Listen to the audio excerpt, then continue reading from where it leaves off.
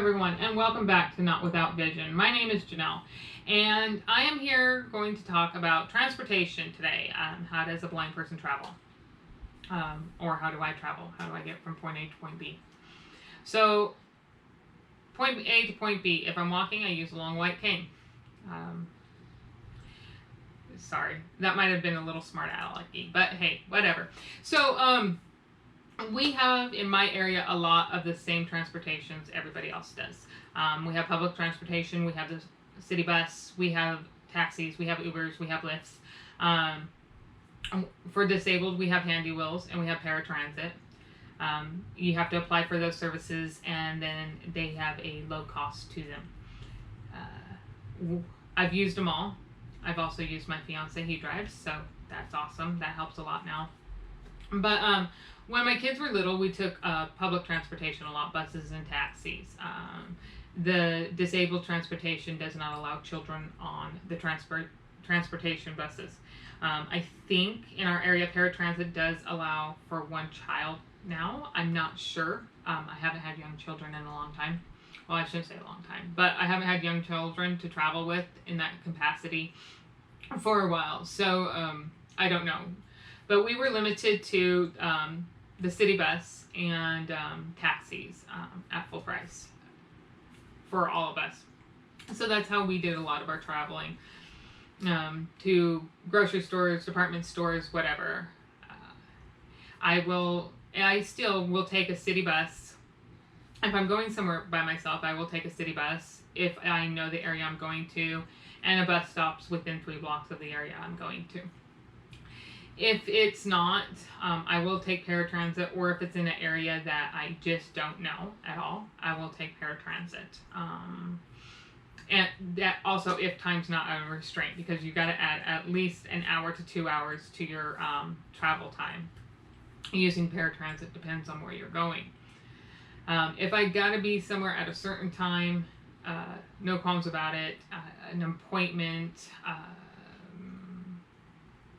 whatever it may be, an appointment, speaking engagement, a party, whatever, I will take a cab to get there on time so that I am not late.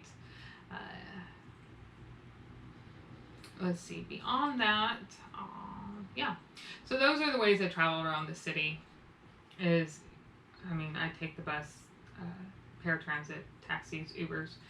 If I'm with my fiance, we take the car, of course, and I travel with him. When I'm on my own, I do walk on my own. I don't use any guide besides my long white cane. I will ask people if I feel like I'm lost or something, or I need directions of where I'm going. I'll stop and ask somebody. I'll pop into a store and ask them where I'm at or something like that to get directions so I know where I'm going if I feel like I've got lost.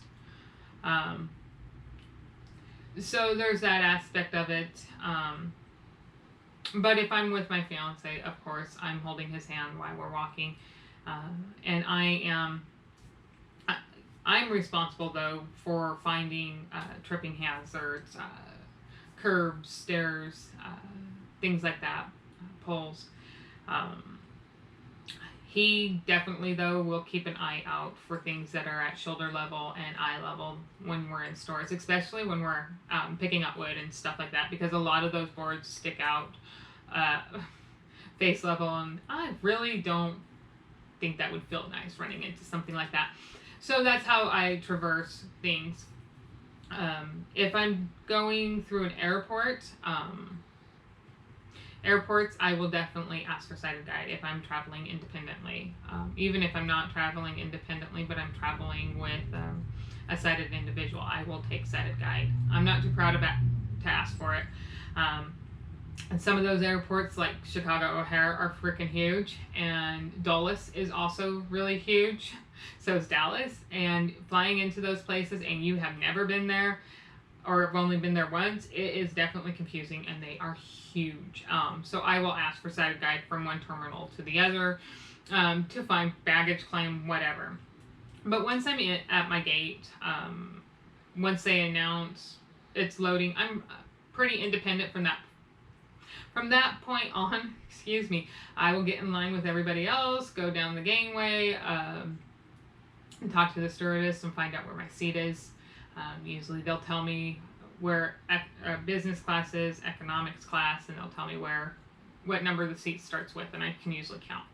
Um, Amtrak is pretty easy. Usually they have a few workers from Amtrak's guiding individuals to what car they want you to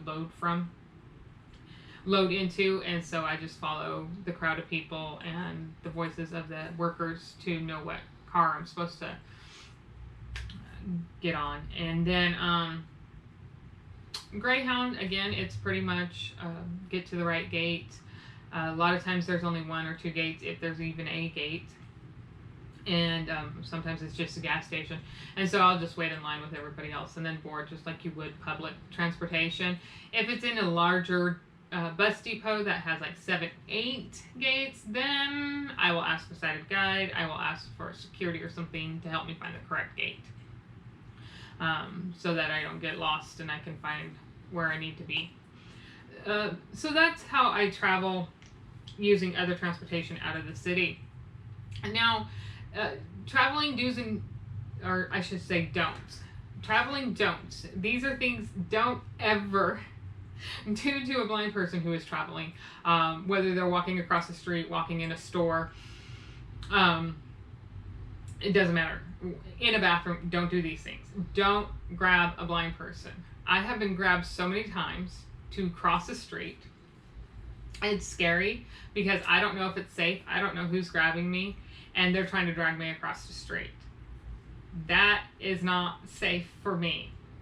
That is not helping me. That is scaring me and putting both of us in danger because I'm going to pull back because that's the natural instinct. When somebody grabs you, the natural instinct is to fight back and try to release the grasp. I have been grabbed and pulled into bathroom stalls.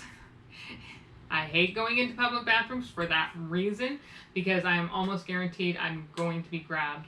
I mean, it's 8 out of 10 times I go into a public restroom, I am grabbed and tried to be directed into a bathroom stall. Again, grabbing somebody and they don't know it, it ends up, it's uncomfortable, it could become unsafe. Don't grab a blind person. Before you talk to them and ask them, do you need any help? Do you need help crossing the street? Do you need help finding a bathroom stall? Do you need help traversing the wet floor sign? Things like that. Ask. Or say, hey, there's a wet floor sign in front of you to your right. Okay, thanks. Awesome. Don't grab us. You don't want to be grabbed in public. You don't want some stranger coming up to you, grabbing you because you're thinking creeper. That's what we're thinking. You're grabbing us. Creeper, hello. So always ask, always announce that you're there. I mean, even if you're an acquaintance of that individual, announce before touching them, especially when they're out in public, because they don't know who you are. They can't tell who you are by touch, especially if they're totally blind. If they have some vision still, they might be able to, but not until you speak. So that's a no. The other one is don't yell at us in public to not do something because I've been yelled at, don't cross the street. I've been yelled, open your eyes. I've been yelled at, wait, I'm coming, I'll help you. And these could be potentially unsafe situations. I stand fairly close to the curb edge, so I can get a very distinct listening pattern on the flow of traffic.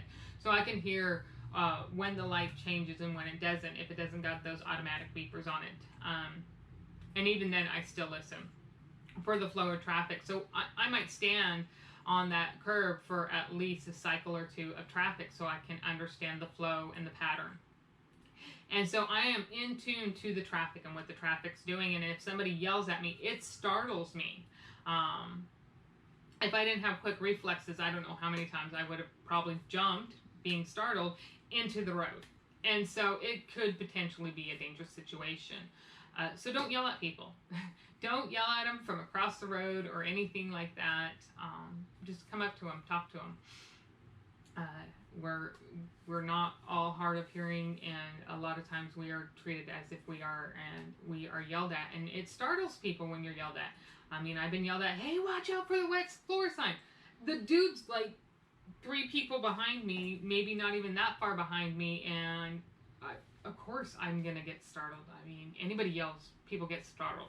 So those are do not do's. Don't do those things at all. Just ask the blind individual, excuse me, do you need any help? I can help you find a restroom. I can help you cross the street.